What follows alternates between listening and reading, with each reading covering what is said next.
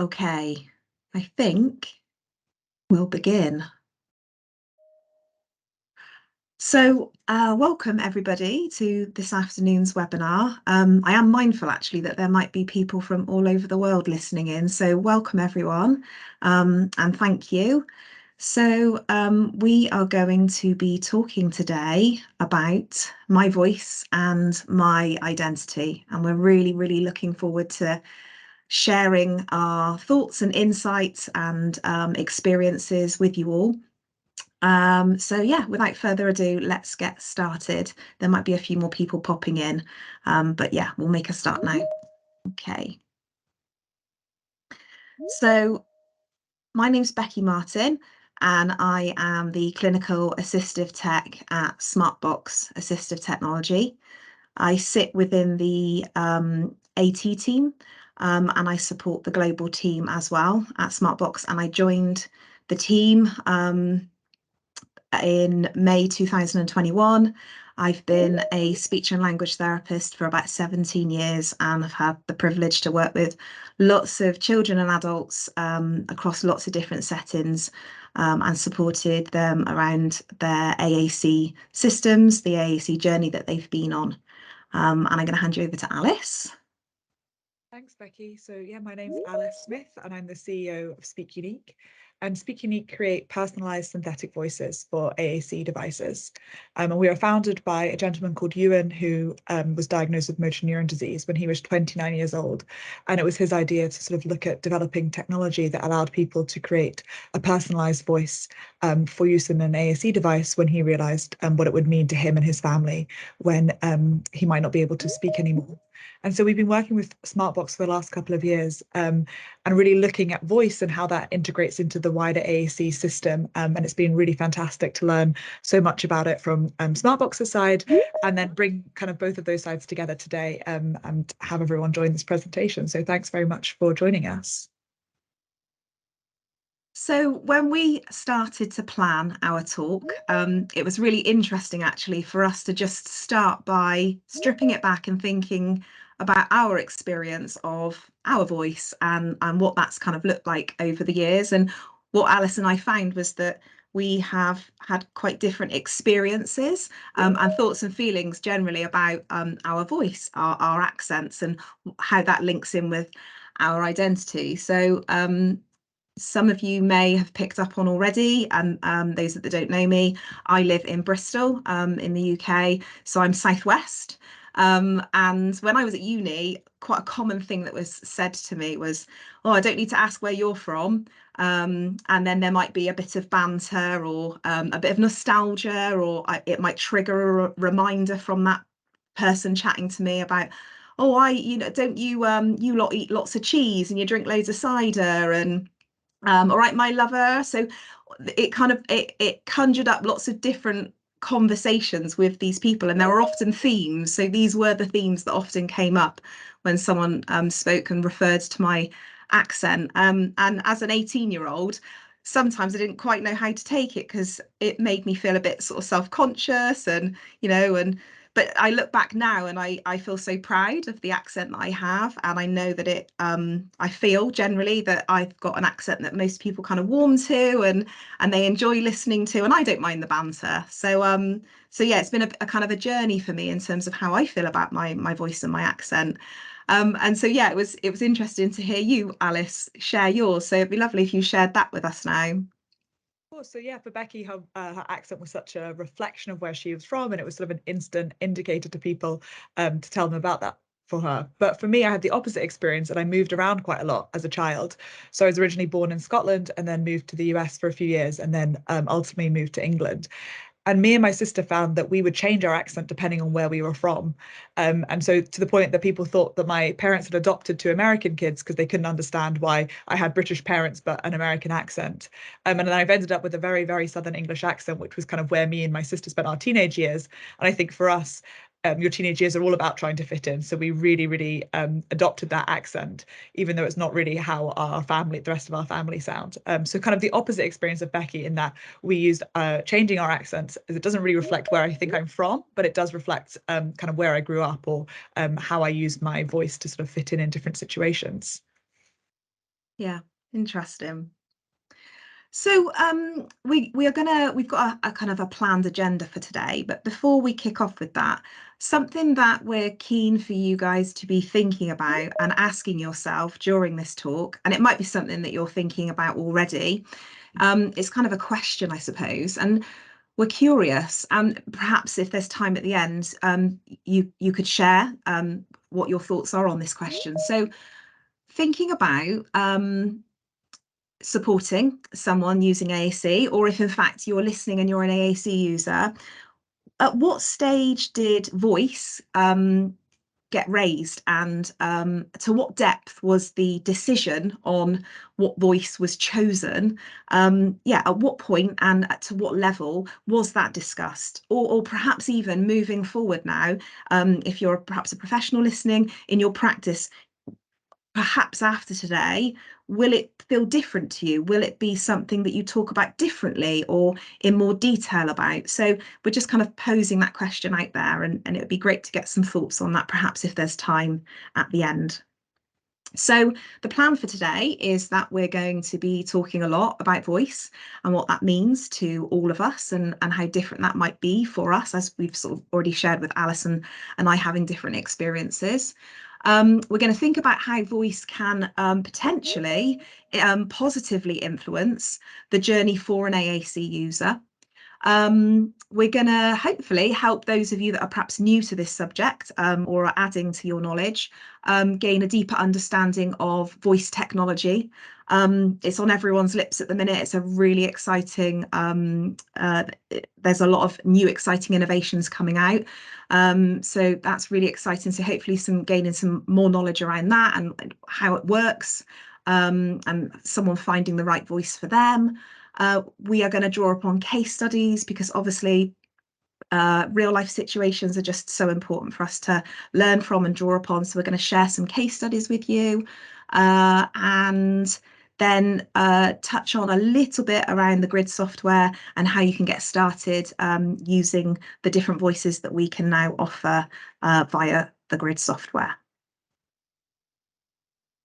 Great, thanks, Becky. So if we start by looking at voice in AAC, one thing that is clear that the data tells us is that there isn't the same range of voices and accents available to people as we hear in everyday life. We know that some voices, for example, some of the Spanish voices and the Israeli voices, are used by over 500 people in grid. So that's sort of so many people using that one voice, when we often associate an identity with one voice. And we're focusing a lot on English and specifically the UK at the moment, but we are aware that this is a real global problem. And we know that in some countries there's an even more limited choice of voice than there is here in the UK. And so I believe it's in Slovakia, there is only one high quality voice, and that's one adult female voice. So any AAC user that wants to use in Slovakia is using that same voice. And so we want to kind of understand where this issue is and how we can better resolve it. But if we jump to why we think that voice is important and why a unique voice matters. Okay.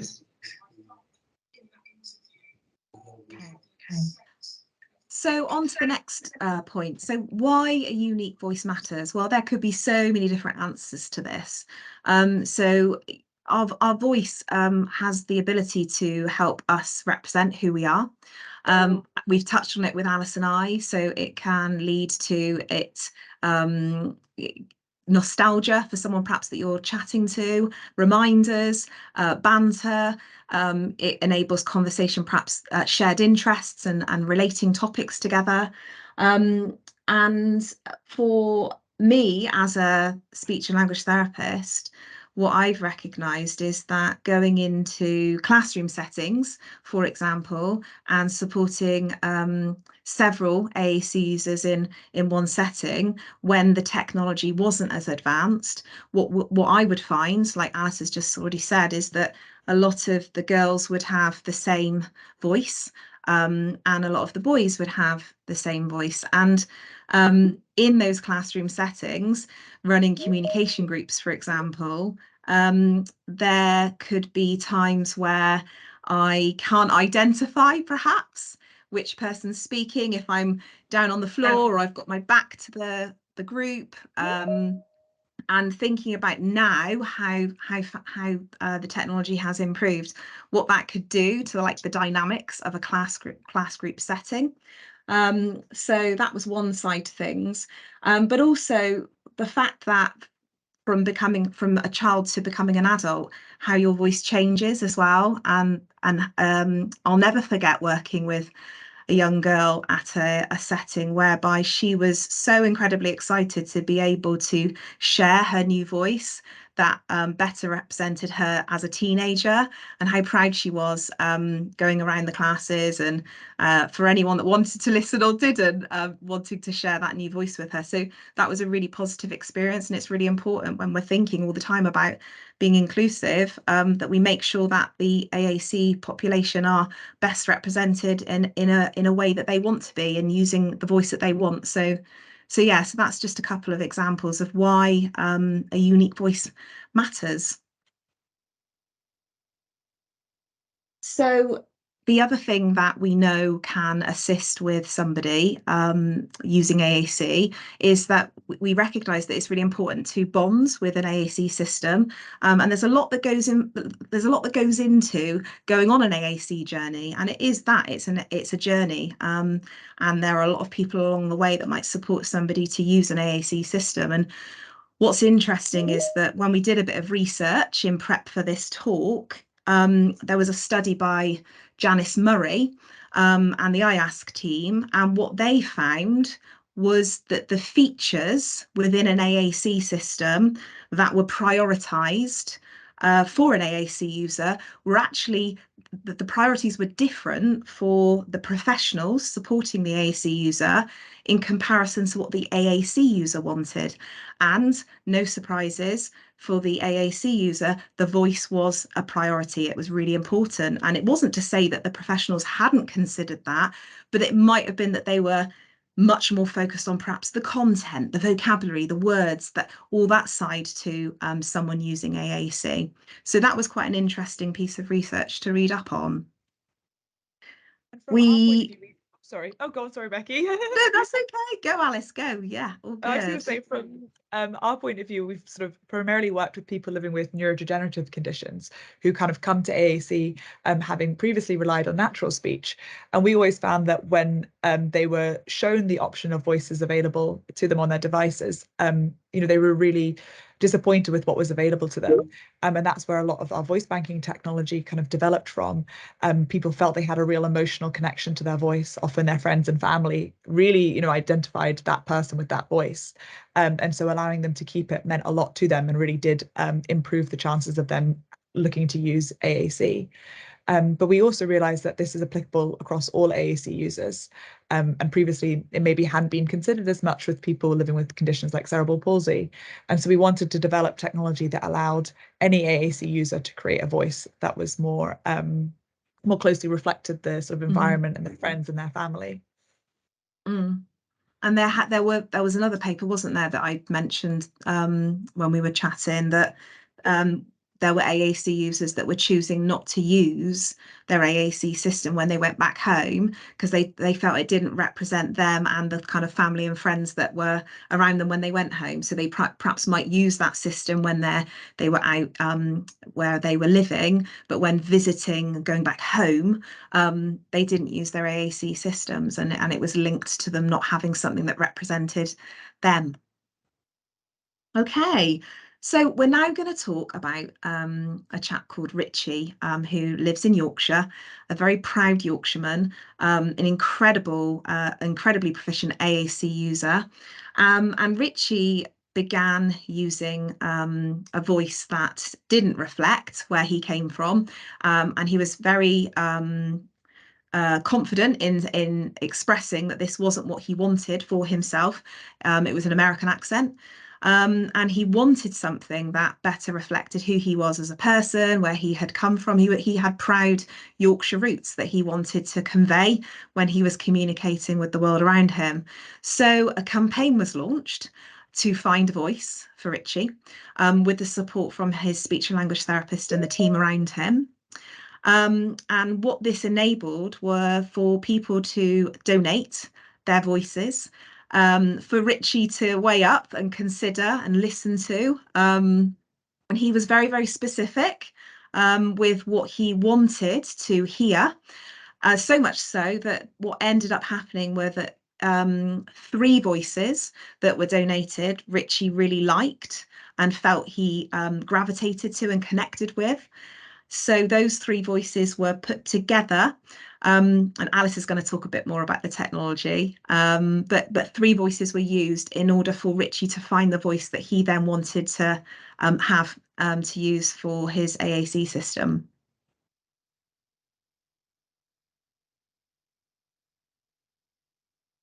We're going to play a clip now. I wanted to sound different from the other people who use a talker, but I also wanted to sound like my family and friends from Yorkshire.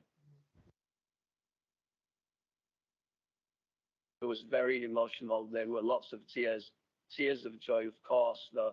I was incredibly happy with it and loved saying random things to see how they sounded with my new voice instead of an American robot voice.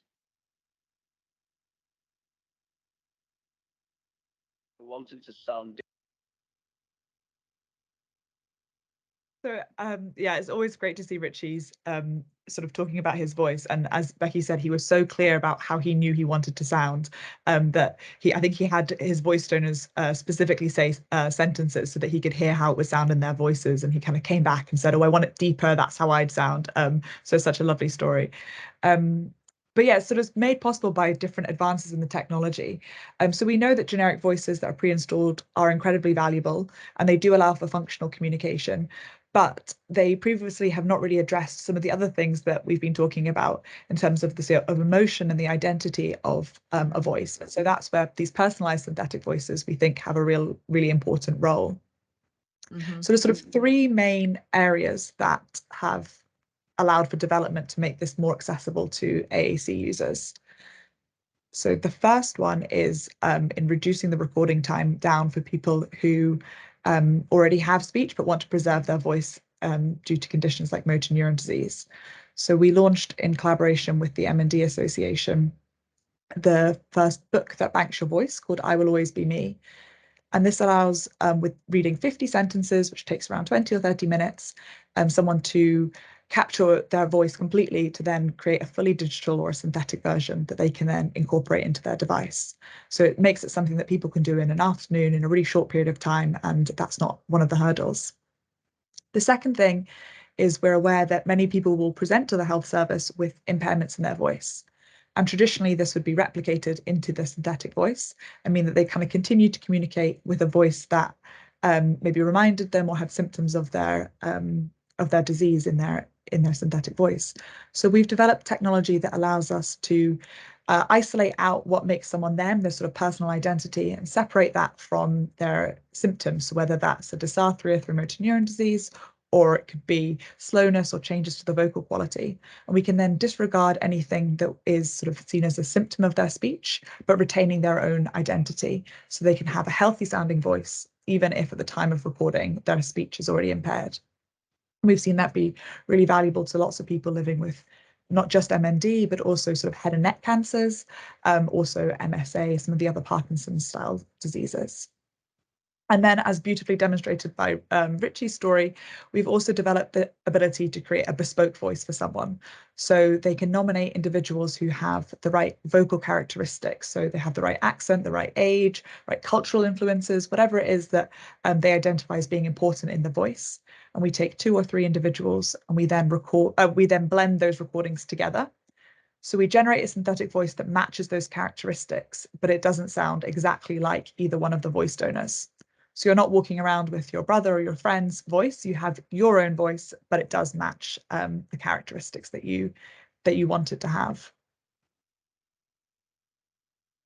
For those of you that might be listening who are supporting AAC users, for example, something that myself and the team that I work with at Smartbox, what we've done, because we're obviously out on the road and getting to know children and adults, is bank our voice via this service. and then we can then demonstrate the similarity between our voice and what it captures, just to demonstrate to anyone that you're supporting, if that's helpful. But it's a really, really great piece of software, and as Alice said, really accessible, and it's beautifully created as well with the story attached to it. So yeah.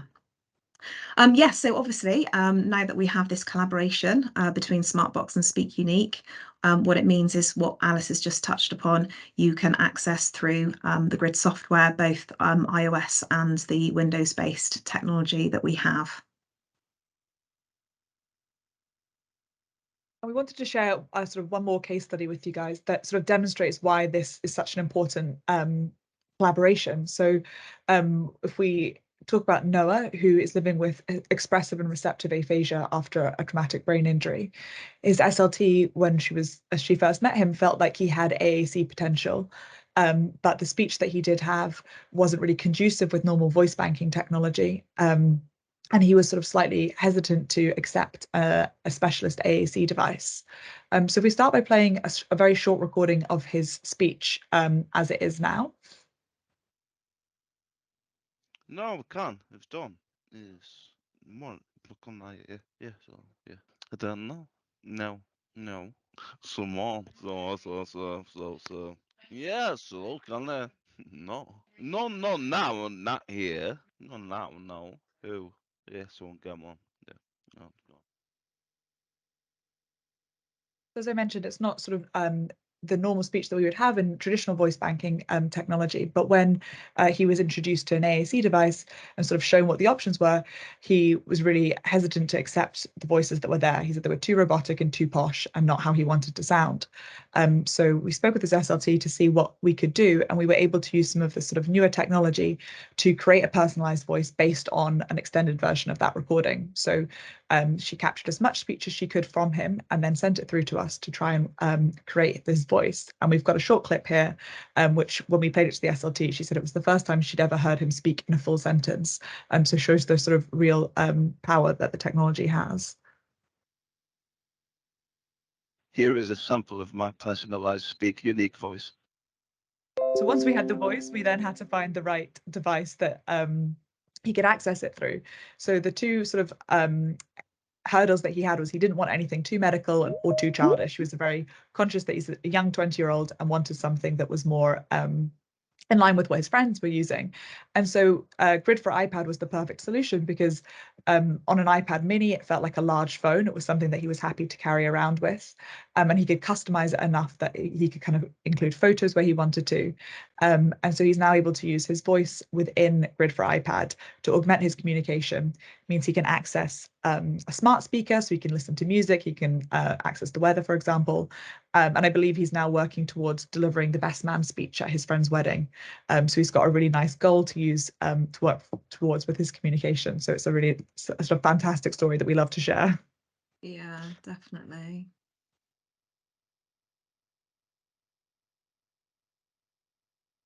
Okay, and so yeah, we've talked about personalized voices, but that's not always an option for everybody.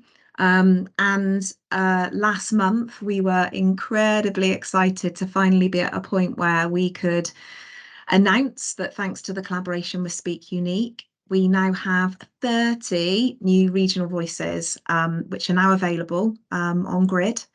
And you've got the breakdown of the different regions on this slide. And obviously it's taken a long time to get to this point because a lot of work goes on behind the scenes. But it's just incredibly exciting that we now have this offering for the AAC users that we support. Yeah, I think we've always felt that, we sort of see so much value in personalized voices, but they're maybe not accessible to so many people for such a range of different reasons. But it doesn't mean that we don't want to sort of continue to improve the offering for people sort of built into their Grid system. So we had a great time sort of developing these voices and trying to identify which regions. And it's always especially in the UK, a very contentious subject of how many different accents are there.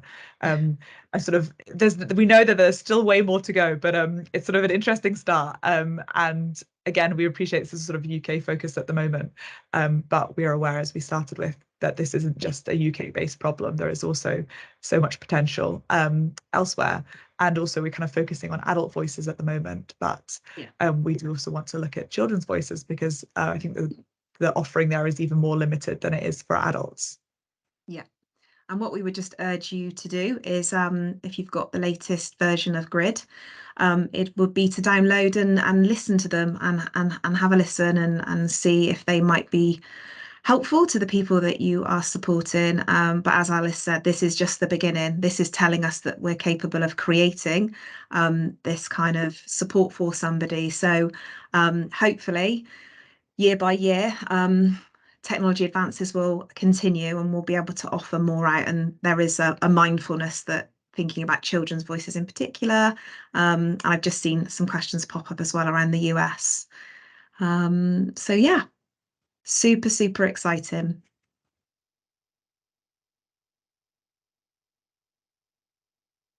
Okay, so we've reached the sort of end stage in everything that we hoped to cover.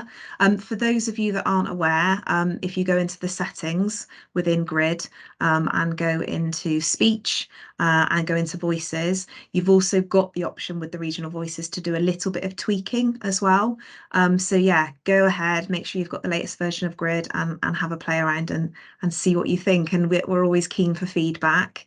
But at this point, we can open it up to anyone that wants to share any insights or ask any questions.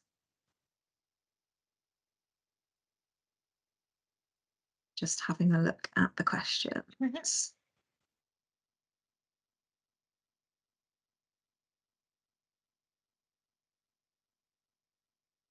Okay.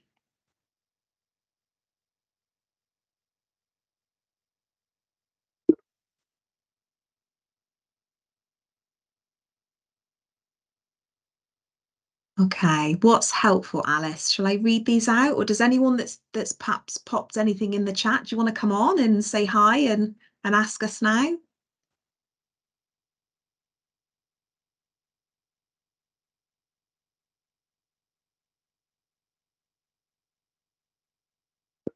I think we've touched on some of the questions, so the just kind of working backwards, but any chance of regional voices available for the US at some point? As we said, we're sort of aware that there's need outside of the UK, so we definitely want to look at that. But if you have any sort of more specific insights around, are there any regions or any specific voices that would be interested, that people would be sort of interested in, we'd definitely love to hear more from your experience on the ground of what that might look like.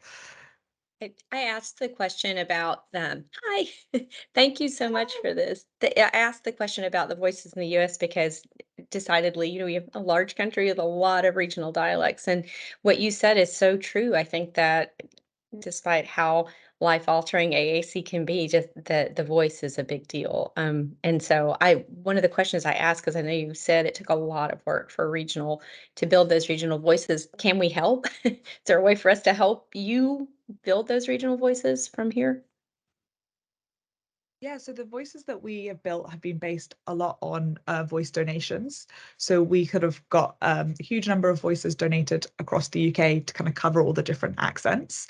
And I think we sort of feel we've got quite good coverage in the UK now, but would definitely be really grateful for any sort of American accented or other sort of accented voices, and going forward as well, other languages. So I can put our contact details in the chat, and if you are interested in that, then we'd be fantastic to sort of speak to you more about that. Perfect. Thank you. This is amazing. Thank you. So again, yeah, I'm just looking at the chat. Some of the questions have already been answered. So yeah, pop on over into settings within Grid, make sure you've got the latest version, and go into speech and go into voices, and you'll be able to have a listen in. You can download the voices, test them out. Is there a voice that is compatible with Alexa? So I would imagine, I believe Alice? they are. Yes, I think the voices are compatible with Alexa. So I think you can activate Alexa with the synthetic voices. You just need to use the right word. I was going to say, certainly without having access to this, I've been able to access Alexa with the people that I support. Yeah, obviously having that initial what Alexa needs to hear first, and then whatever that command is. So that's definitely possible. Someone mentioned about donating their voice. I think you said you were in Dorset. So again, Alice, that's an option, isn't it? Did you just cover that a moment ago? I did, yes. So I think we're largely good for the UK accented voices, but thank you for the offer. So just to answer the question about whether the AAC user has to find the donors, we do have some voices available that people can use, but we also normally recommend people find at least one donor or two ideally, just so that we know where to start. Otherwise it can be slightly it's sort of harder to find exactly what they want. But if someone definitely wants their own voice and doesn't have a donor, then it's definitely worth getting in touch, and we will see if we've got someone that fits the bill or sort of voices that we can use for them. Okay, so there's an AAC user comment here. So thank you so much for this. And you've shared that this is a question that you find very interesting as an AAC user yourself. You've been thinking about this topic recently because of a presentation that you're preparing. So you communicate in Flemish, where there's currently one male voice. You can also use a Dutch voice, where there are two more options. The difference between Flemish and Dutch is comparable with the difference between American and British English. My consideration is how I choose based on how clear the voice was. You preferred the male voice, but the Flemish male voice of 15 years ago was just awful. So I began using AAC with a female voice. Okay, so that's really interesting. Thank you for sharing that.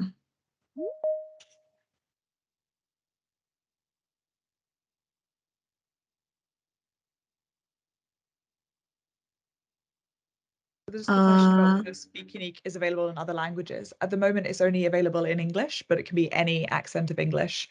But we are looking at developing other languages at the moment. So we hope that we'll be able to offer an increased range of languages sort of in the near future.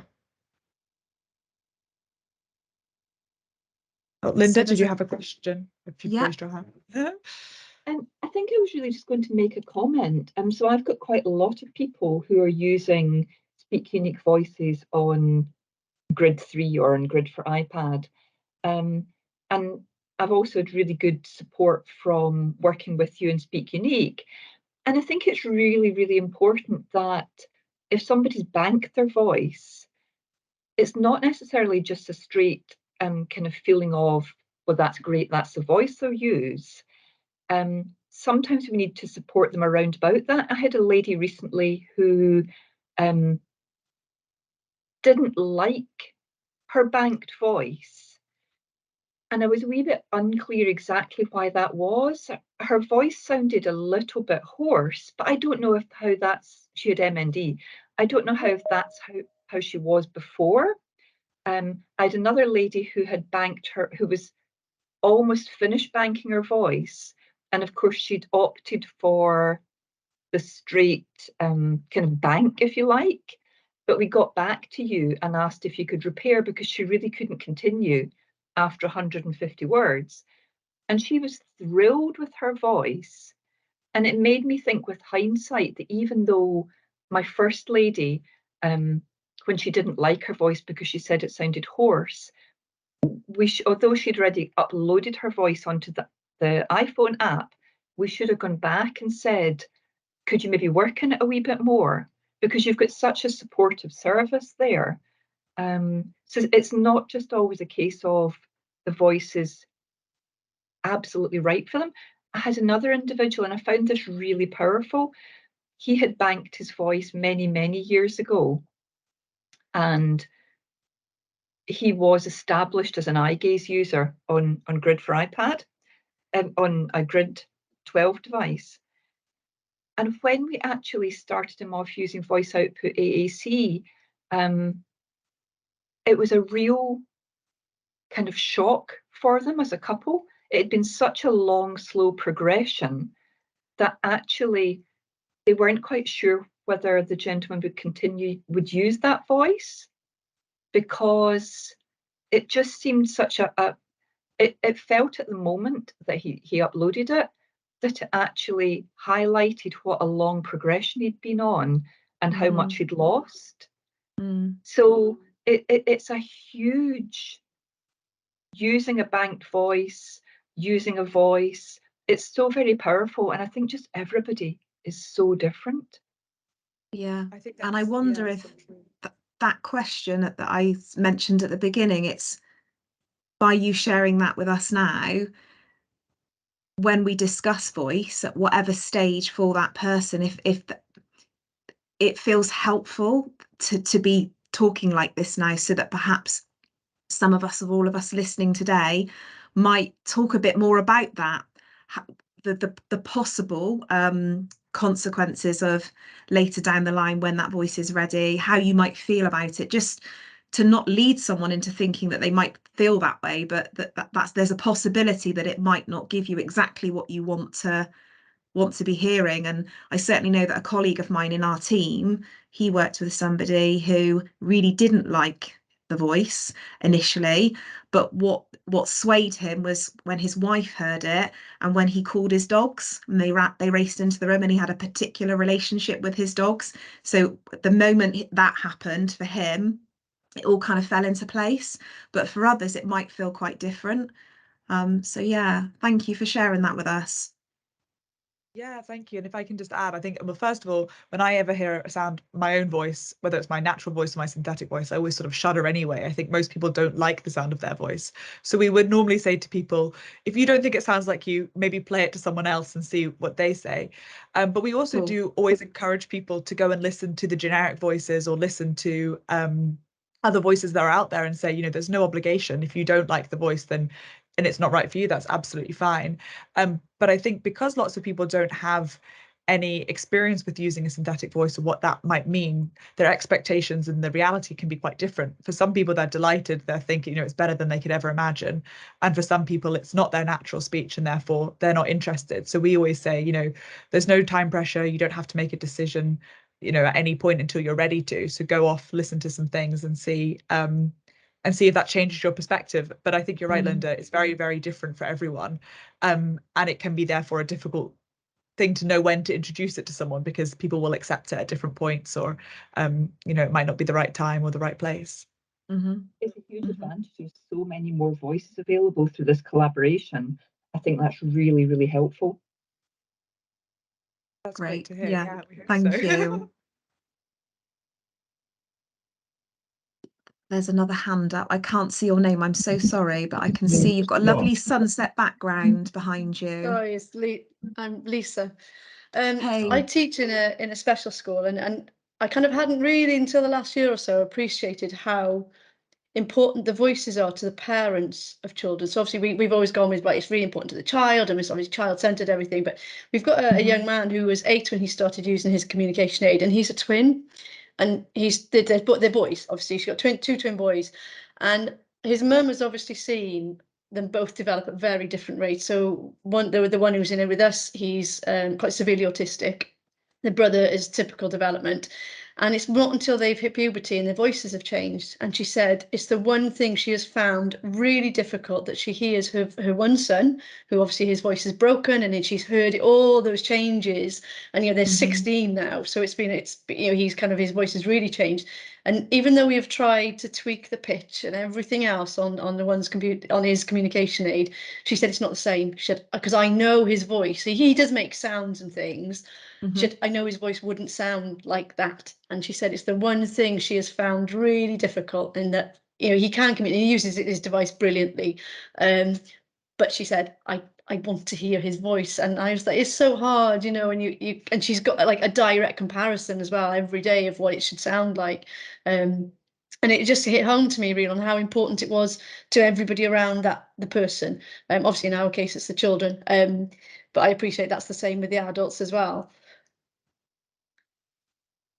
Yeah, I think that's so interesting to hear. And yeah, definitely something that we've heard from other parents saying, you know, I would do anything to hear what my child would sound like. And sort of, yes, we've focused a lot on adult voices here. Children's voices is definitely something that we're really keen to improve the offering on. And just to pick up on the question in the chat from Annalisa about whether you would tweak a voice with the pitch if someone goes from a sort of child to an adult. one thing we want to be able to do when we offer children's voices is kind of allow the voice to age with the child and sort of explore what that might look like. Because people often say, you know, you kind of go from quite a young child to quite an old adult, and there's not really that sort of in between time, sort of as the child is going through puberty, reflected in the voices. So yeah, again, it's something we're very aware of and want to be able to improve the offering of, but don't quite have the solution just yet. I keep losing the chat, Alice. There was a question about using, is SpeakUnique available in other languages? So not We've yet, covered but that. we are working on it. Yes, Yeah. yeah. Yeah. There's a few questions about accessing SpeakUnique services, but I'll put the links in the chat so that if you've got any sort of specific questions, we can come back to you or get in touch so that we're not going through the whole process here. But I'll share those in a second. There was a question about training around devices as well. So if I've understood that one correctly, again, reach out to us at Smartbox if you're talking about our hardware, our software, our content, and we'll be happy to help you with that, no problem. Okay. Can I ask a question, please? Hi, yes, of course. Yeah, it's a sort of question for Alice, really. You know, without giving away any trade secrets, I'm always really intrigued to know how much human intervention is there in creating a banked voice. So you get all these recordings, all the sentences, and how much is it just, you know, you feed it into your machine and it comes out the other end, or is there some tweaking goes on? Yeah. So it really depends on the user. So largely, if someone's just recording their voice on our website, then we just receive the recording and then we've got a sort of automated process for generating the voice.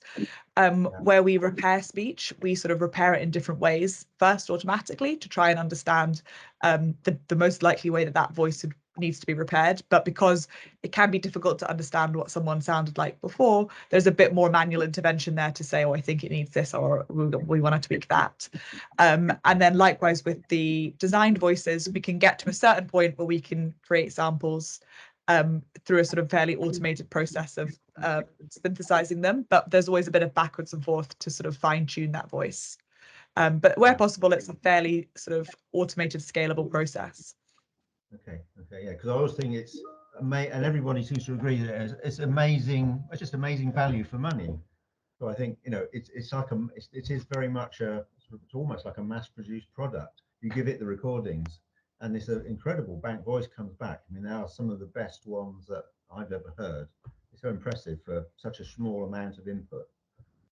Oh, thank you. That's great to hear. Sorry, I'm muted then. People's reactions do vary, so that some people don't like hearing their banked voice and can't believe that they sound like that. And I have to say, just as you said, you know, play it to your family or a friend, and I think that is how you sound. But I quite often have to remind people that the difference between a banked voice and a natural voice is the banked voice, when it's text to speech, so it doesn't understand what you're saying. It's a bit like using Google Translate. You know, you feed in a sentence and you get a sentence back in another language, but it doesn't actually understand any of it. And the banked voice, there's an attempt at mimicking natural intonation of speech, but it's only, you know, it's built into the machine. It doesn't know what you're actually meaning. I think there's definitely so many different areas of ways we could improve the technology, and sort of so many different ideas we've had in the team of, you know, could you give it changes to the intonation based on the context? Can you sort of allow the user to control that? So we do have a very long list and always interested in hearing, you know, what people want. But then sort of the challenge of sort of developing that at the rate that we are there. But yes, exactly that. We sort of say, unfortunately, it currently lacks the nuance of a conversation, but yeah.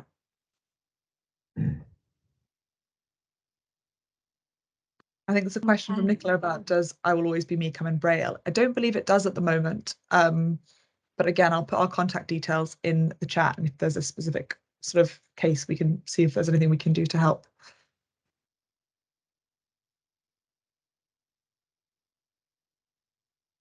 Any other insights, experiences, questions that anyone would like to share?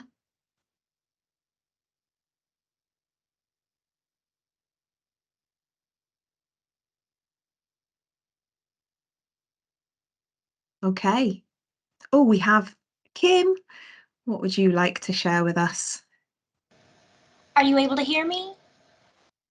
We are, yes. Hey. Okay, great. I was wondering, and I'm sure y'all have already been over this and I might have missed it, but recording, would we be able to get a synthesized, I guess, developed voice if, well, of course, there's no talking, but we just get sounds we can record from him. So if we're just recording sounds of him moaning, would you be able to synthesize a voice for him? We would need more. We would need something else. So we have done it where we've taken a voice donor, so a sibling, and used that as the base, and then we've tweaked that base, that sort of sibling's voice, or the friend's voice, whatever it is, to match the sort of vocalizations that the individual can make. So it can be possible, but it isn't based just on the vocalizations. We do need a little bit more, but we can definitely chat with you if you've got a case like that, because we find it's sort of really interesting to work in sort of these different use cases. So we're always interested to see if there's something we can do. Okay, awesome. Yes, because I do think it would encourage him a lot more to, access and use this talker. Who could get with me later on that? Yeah, I will drop my email address in the chat, and if you can just drop me an email, we can pick up the conversation. I sure will. Thank you so much. I appreciate it. Thanks. Hi, we've got another hand raised. Hey, sorry, my name's Becca. Yeah, we're we're both from the PACE Centre. We work with children that got cerebral palsy. So again, we're in the same shoe as the lady before. A lot of them can't actually make any formation of sounds as speech, but they can make sounds as murmurs or happiness or dislikes. And so we're having the same issue. I really love the idea of being able to have a bank, but a lot of them can't even say their own name or say mum or say hi. So we were just seeing if there's any technology that we could try and use. I know you said there's a sibling, but some of ours don't have siblings, or most of ours don't have siblings. So that's another tricky thing. And you don't want to sound like your mum because they're not cool enough. And you don't want to sound like your dad because you don't want to be a man. So it's a bit of a tricky situation. But we'd like to see if in the near future, will there be a possibility of children coming forward to making this bank so they've got someone similar to them, so they're not waiting for years and years to come and just staying with an adult voice while they're still young enough to be primary and young children? Yeah, so part of what we are looking to do now is sort of build a bank of children's voices in the same way that we have adults' voices to do exactly that. So the way you synthesize a child's voices, or children's voices, synthesize differently to adults' voices, partly because they maybe are more disfluent in their speech or they're less confident readers. So it's kind of slightly different, more difficult to get those kind of high quality recordings that we use when we're making an adult voice. So we're currently running a research project to try and work out the best way to capture speech from children to do exactly that, because we are aware that there are so many children that would really benefit from having a sort of unique or bespoke voice. So I've just put our email address in the chat, so please feel free to drop us an email if you've got a specific question. We can see we might have someone that would be suitable or be able to help find a donor. But yeah, we've done a couple of times for some people. We've had some interesting users who are intelligible in very specific settings. So when they're speaking to people that know them very well, they're kind of intelligible, but in an external environment, their speech isn't sort of enough to kind of communicate with. So we've recorded their speech, and we've managed to sort of recreate their voice so that they can kind of continue to use that and when they're out and about. So there are sort of some really exciting use cases, but it does really depend on the individual and their speech and what their expectations are in terms of what the quality will be, because it would caveat that it doesn't always work perfectly. There's a singing question, Thank you. Alice. Thank you. There's a singing mention, but the singing voice is adequate to spoken. Would that be right? Unfortunately, we can't work with singing voices. We can only work with speaking voices. Yeah, and we can't make the voices sing either. That's the other question. We get quite a lot of we get quite a lot of questions about whether we can make a voice sing, but we haven't successfully done that yet. There's a mention around conveying emotions, which is talked about so much, isn't it? That enabling that person to be able to share exactly what they're meaning from the heart. So yeah, that's always being considered. Certainly, I think that's why within our grid software, Emoji's landed so well, because that's become a really good way to convey feelings and emotions with the sound effects. But there's also the recording feature as well, if that's an option for someone, if they've got Grid 3. To record the message with that passion behind it, or that excitement, that anger. So that's another option, certainly within the grid software. Okay, any more questions or anything that anyone wants to share or just ponder about before we finish?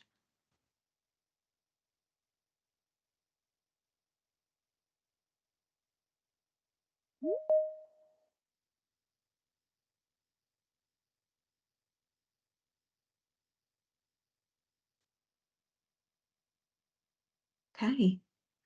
Should we wrap things up, Alice? We should, yeah. Well, thanks very much to everyone for joining. And our contact details are in the chat, and I'm sure the Smartbox details are also shared. So if there's any other questions that come to you after them, please do get in touch with us, and we'd be very happy to continue the conversation. I think it's been really interesting to hear everyone's experiences, and hope sort of giving you a lot to consider. Yeah, and same for me as well. If you've got any specific grid questions, please get in touch. I'll pop my email address into the bottom as well. And thank you so much, everybody, for joining us and sharing and listening. And we're heading into really exciting times. So, and it can only get better as well. So that's and broader across the world. So thank you ever so much. Thank you. Thank you.